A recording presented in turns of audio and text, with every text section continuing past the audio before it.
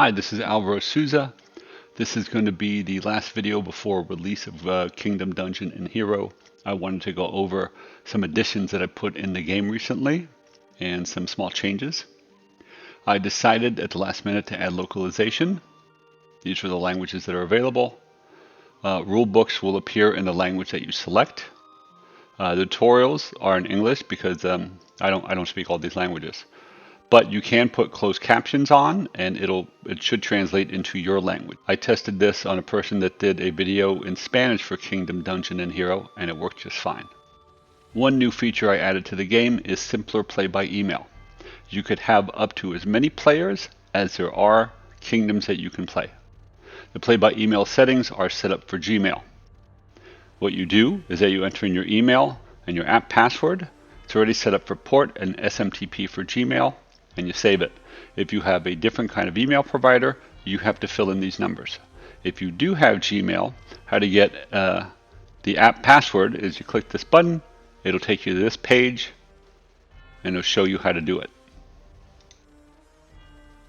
What this does is that you set up the game, and I'm going to show you in a minute, and when you are done with your turn and you hit end turn, it'll save the file and send it to the next player that goes in the game. All you have to do when it's your turn, you'll get an email notification, you download the save game, and you run that. Same process over. The guys at LT Gaming have tried this and they love it. So let's cover real quick how you set up a play-by-email game. Once you select your scenario, you change this to email. And you could choose whoever you want as a computer opponent. Right now they're all set up as human. I'm going to choose all of them as computer opponent and then unselect who's playing the game as a human. For each human that plays, I put in their email address. If you notice, the computer doesn't have an email address. You will need to gather email addresses before you start the game. And that's it. Once you set up the emails and do your turn, the game will automatically email the next opponent with the save game file. All they have to do is get the file, put it in the save games folder, and run the file, and that's it. It makes things a lot easier than traditional email. We added a new unit called the militia, and the old militias are now levies.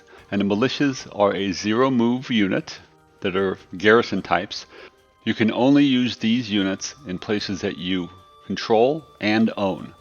You cannot use these in lands that you have conquered until you conquer that entire kingdom, and those lands convert to your ownership. You still have to use other units to keep descent down. For buildings, we have added upgrades to every single kind just about, except for Harvester, Excavator, Purifier, Mage Tower, and Nullifier.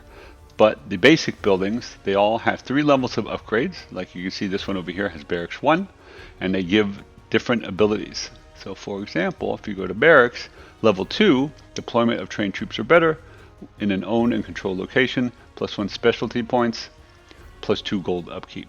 So you get additional specialty points for this. Guilds will give you an extra slot and a chance to have a higher level hero. A level 3 guild will give you 2 extra slots and a higher chance to get a higher level hero, and those chances add up. Under heroes in the main menu, I added levels, so every time that a hero gains attributes, you get an identifier to give you a rough estimate on how powerful they are, based on traditional Dungeons & Dragons leveling systems. And that's it. Release is on July 1st. I hope everyone enjoys the game. If you have any comments, questions, suggestions, please post on the forum or join us on the Discord server.